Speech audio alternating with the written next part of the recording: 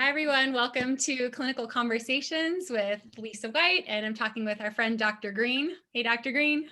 Hey, how's it going, Lisa? Great. Thank you for doing these with me. We have another clinical conversation scheduled, and I appreciate, you being so open to sharing your knowledge and having these conversations with me.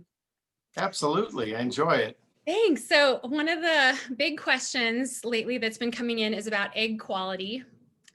And you've shared with me that this is a common conversation that you have with new clients. I just would love to kind of have a discussion with you. And this may be a series of talks. I don't think we can cover quite nearly all that we want to in this talk today, but I would love to just have you share some, knowledge and just what you can open our eyes to about egg quality. Sure. Yeah, egg quality is arguably the most important determining factor for success. Okay. And, it's really kind of shocking. I point this out to patients every day, and we've talked about this previously. 25-year-old woman trying to get pregnant over one cycle with a very fertile partner. Okay. The 1 month pregnancy rate for that woman that's technically at her peak fertility is roughly about 25%. Yeah, not very high. And the point of that is typically there's only one egg available on any given month. And one of the things we've learned, through the IVF process, for instance, is if you look at the eggs from egg donors, usually 6 eggs is enough to make one baby and sometimes 2 and very rarely 3. And that's why, for instance, people that are looking at working with an egg bank, because with frozen eggs, for instance, they usually release 8 to 10 eggs with the goal of having one baby. Because when you freeze eggs, that could compromise quality even more. Okay. So the point is, the reason that our 1 month pregnancy rate is as low as it is simply because of egg quality. And if a woman, if even a very fertile woman, about 1 out of every 3 or 4 eggs is a good egg, and in a natural cycle, there's only 1 egg being produced, if it's a bad egg that month, you're done. And nothing else you could do is going to turn that around. And so the point is that egg quality is undoubtedly the single most determining factor of success in any given cycle. Thank you. Yeah, it's interesting to think about that. Someone who's 25, relatively young, and just your chances of it happening, getting pregnant right away with a good egg. I mean, it's just Exactly. And what makes it more challenging is that the eggs are tucked so neatly away inside the body where we can't see them. Look at sperm, for instance. Sperm is very accessible and able to be looked at under the microscope. So everyone is able to look under the microscope, and they find it very easy to accept that basically about 4 to 8% of sperm are normal, because the sperm shape is a great indicator. It's not a perfect indicator, but it's highly suggestive of sperm quality. So, but that's roughly about 1 out of 15 sperm. But then when you tell someone that only about 1 out of every 3 to 8 eggs is a good egg, depending on a woman's age, then, you could understand that, biology is the way it is. And if we're willing to accept the fact that so many sperm are abnormal, people should understand why it is that the per cycle pregnancy rate for natural conception is as low as it is. And then, then when you start to deal with the fact that, infertility itself is not diagnosed based on inability to get pregnant 1 month. It's over a series of months, and what it's thought to be is, well, you've given enough opportunity for a good egg and a good sperm to get together naturally. And that's why infertility is diagnosed with a calendar more often than it is with any one specific test. But yet there's no easy way to test egg quality, especially before someone starts any sort of treatment. And that's why, I spend a lot of time talking to people about egg quality and different things that are involved. And I even try to break down as to how I define egg quality, because there is no uniform definition for egg quality except an egg that successfully results in a live birth. But Yeah. you know, you can only diagnose that with hindsight, not with foresight. How do you break down, what are your criteria? Like looking Yeah. at egg And, quality. and that's a great place to start, because the reality is nobody could look at any woman and say, you've got a bad group of eggs this month, or you've got a good group of eggs. There's no way to know that. Okay. Mhm. Well, you look And, at numbers though. You look at like, well, you look at numbers, that only tells you how many eggs that you can expect to recover. But a classic example, for instance, many women with PCOS, that condition that people often refer to as PCOS, or polycystic ovarian syndrome, Mhm. some of those patients could produce 40 or 50 eggs and have one or two good ones in there. Okay. So Mhm. egg numbers don't always correlate to egg quality. While you're on the number, well, at the beginning, when a client comes to see you and they're going through the testing, like I forget what time in the cycle do you look at egg numbers and then egg quality? Yeah. Like, are they tied? Well, you know, yeah, what we try to do is we try to look at how many eggs do we think any one person is capable of producing. And that's through a combination of things we can measure based on ultrasound and various hormones and tests in the blood. Then we look at their overall health and wellness. We look at their age. We also look at their history. Is someone, you know, ever been pregnant before? Have they had miscarriages? Because, for instance, I know that this is, Fertility Awareness Month. There's a lot of additional focus Yeah. on miscarriages. A lot of miscarriages are due to egg quality. You Mm. know, that if someone has eggs that are of insufficient quality for a variety of different reasons, that could result in pregnancies that initiate but then don't continue. And And yeah, so one of the most important things is trying to first start by defining what is egg quality, because as I mentioned, there is no uniform definition. okay. So what I try to do is I try to think of different aspects of egg quality. One critical aspect of egg quality is DNA. Mm, Okay. okay. Not every egg has the same number of genes and chromosomes that it's supposed to, meaning, 23 pairs of perfectly matched chromosomes. Mhm. And that alone can, right there, make any embryo impossible to result in a healthy live birth, no matter how good the sperm is. Right. Okay. Yeah. A second aspect of egg quality is something called the mitochondria. The mitochondria are considered the little powerhouse, or some Yeah. people like to think of them as the batteries, that power the egg. But they're much more than that, because the egg has to have enough of these mitochondria, not just to support the egg, but to support the embryo for the first many days after fertilization takes place. So it's Mm. almost like the egg has to have extra batteries to divide up amongst all the Uh-huh. cells that the egg divides into. Then Okay. there's other structures within the egg, including, just the egg's membrane itself. If Yeah. the egg's membrane itself is fragile, then the egg could be more likely to fracture rather than hatch and fertilize normally.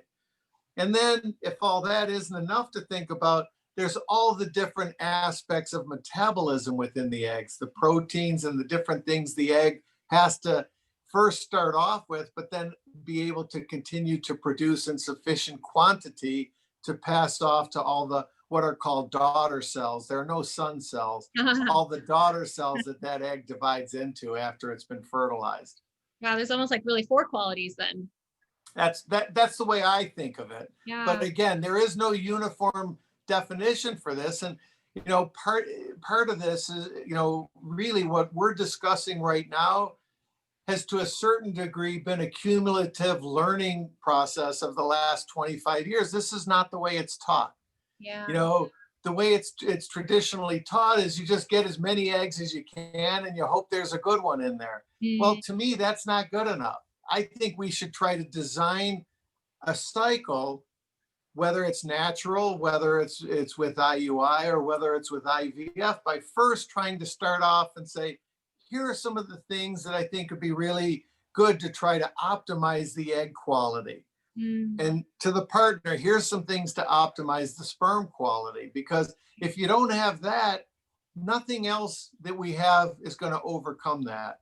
And part of what's important is even though success rates keep getting better and better, we're never going to get into the 90 plus success rates unless we focus on these key aspects of physiology to begin with.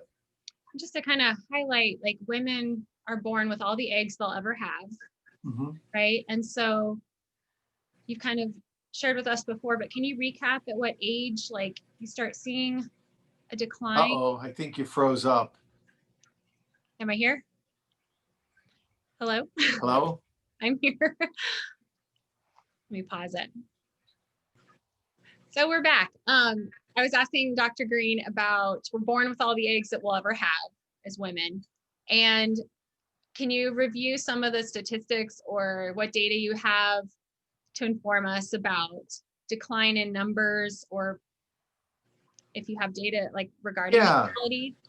Well, this is one of the really important emerging things that we're finding of the last year or two, okay? Is when we talk about, the egg number, it does decline over time. It declines at the greatest rate, believe it or not, between about 20 weeks gestation and delivery. Female fetuses have their peak egg number around halfway through pregnancy. Wow. And then they lose over 80% of them before they're ever born. Okay. And then they lose about half of the remaining ones before they ever hit puberty. Okay. And the point is there's this natural winnowing process. And it's estimated that most women, by the time they start, or most girls, I should say, by the time they start puberty, have fewer than 1 million eggs. Okay. Roughly about 800,000. And the only reason I think that's important to point out, when you consider that a typical normal guy has about 20 million sperm per cc in each ejaculate, and that there's anywhere from 2 to 4 cc's. That's each time. Okay. Wow. So, it just shows how different the male versus the female biology is. But what's critically important is that all of those eggs go into a metabolic, rest, before that infant girl is ever born. You could almost think of it as like a prolonged hibernation, where the eggs are alive, but they're not metabolically active. Okay. And they stay that way until puberty. And then at puberty, they start, well, yeah, but it's not sudden. They start waking up in very small groups. Okay. And so at any given moment, most of the eggs, more than 9% of them are dormant. Okay. And each month there's a group that wakes up, and it takes that group several months to mature. And that used to be the paradigm of what we believed, and that each month there was like one wave of eggs. The newer research shows that that's not true, that each month there are several different waves of eggs that are growing. So, that there does tend to be a dominant wave, but there's also ones at various other stages. And this is sort of critical to understanding of egg quality, because one of the things that we see with egg quality, as we were talking a moment ago, is the issue of DNA. And it's kind of interesting because if you look at the curve for DNA quality, which is an objective, measurable thing in terms of just the number and the amount of DNA and whether it matches up, that peaks in terms of the genetic quality, typically in the early to mid 20s. And, so, what I'm getting at, which is very new information, is that girls in their teens have lower quality eggs, technically from this DNA marker, than women in their 20s. Okay. It takes some maturity for the eggs too. Well, it's kind of interesting. It actually has to do with the way that the eggs arrest and go into hibernation, and that the eggs that are the first ones waking up. Again, I use the term hibernation because you could imagine, for instance, when you first wake up in the morning, it might take you a little while till you feel fully awake and alert and able to do your peak performance. You know what I'm saying?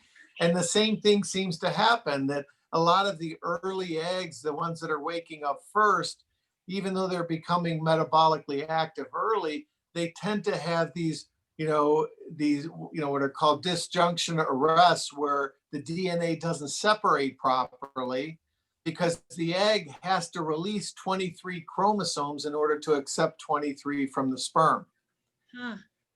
And so, so it's kind of interesting. So unlike what people used to think, that egg quality starts high and gradually goes down, what we understand now is egg quality starts low, gets better and stays better for a while, and then goes down. Okay. And for most women, the peak egg quality that's measurable in the DNA is in the mid-20s. And is there anything we can do to control or enhance? Is it best to just let the hibernation period take its course and like let them wake up? There's really no way that we have of altering it today. It's really only for the last several years that we've had genetic testing that was sophisticated enough to measure this. Wow. That's why this is all very new and cutting edge information. It had long been observed that younger women often had higher risks of miscarriage and things like that. And people talk about teen pregnancy rate being as high as it is, but when you look at the frequency of teen sex, the frequency of sex is actually lower in terms of resulting in pregnancy than women in their 20s.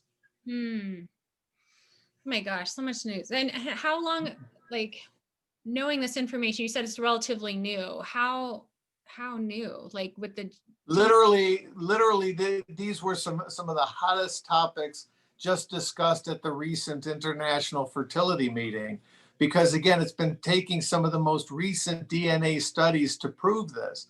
But it's fascinating, and a lot of this was actually studied by looking at eggs from women that had to have their ovaries removed at various ages, and comparing the DNA in the eggs, which again is an objective measurement of egg quality. And it was starting to explain some of the things that we've observed over the many years.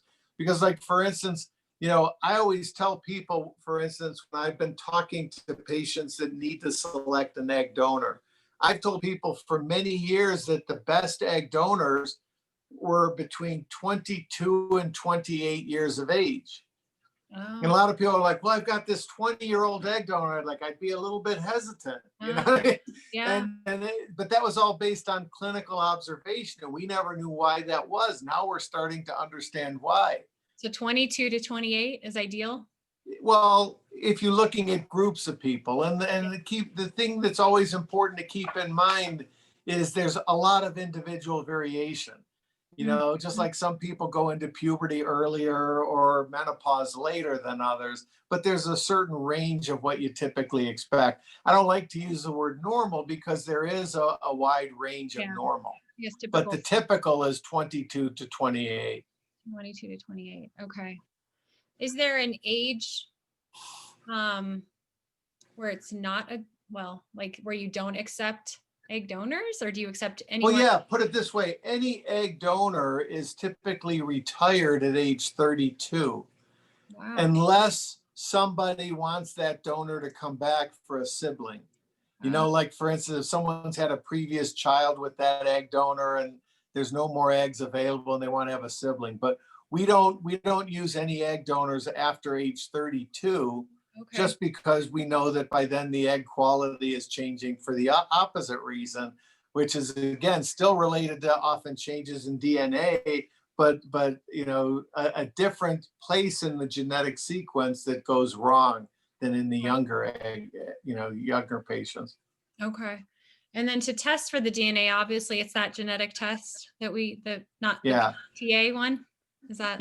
Yeah, exactly. Looking for aneuploidy, seeing if there's missing or extra chunks of DNA. But that's something that can only be revealed in the IVF process. Yeah. But it often explains, as we talked about previously, why people that everything else looked good on paper, why they were not getting pregnant and being treated under a diagnosis of unspecified infertility. because you can't measure egg quality until you actually have the ability to see the eggs and to test the eggs and to see how many fertilize and Yeah. then test the embryos. Yeah. No, It's a lot to take in. it is. Thank goodness for this science. We're great. Well, like I said, it's how we keep learning so that not only can we keep delivering better and better results, but also how do we advance the science to push it into how we do even better in the years to come.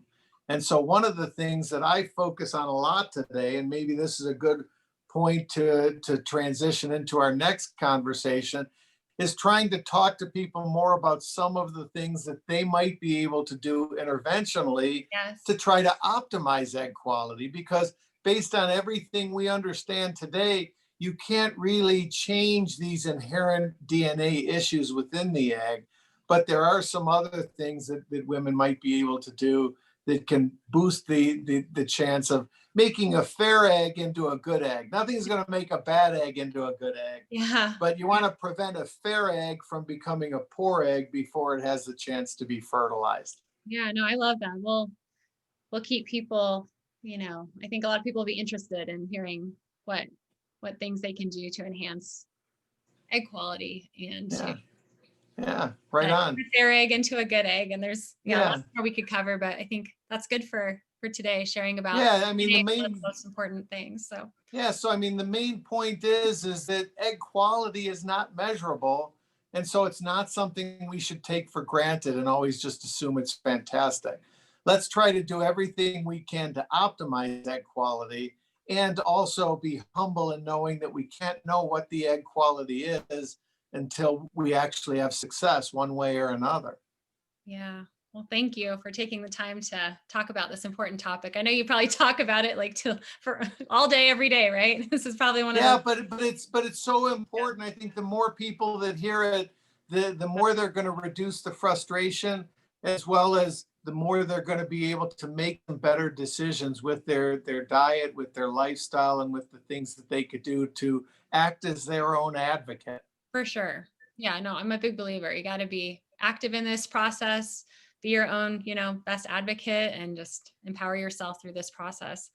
And you have a wonderful blog, Enhancing Fertility. I'll share that with people, enhancingfertility.com. And for anyone who's on this path and looking for individual personalized support to support them through this emotional roller coaster, which Dr. Greene also knows as well as being a client who has gone through IVF.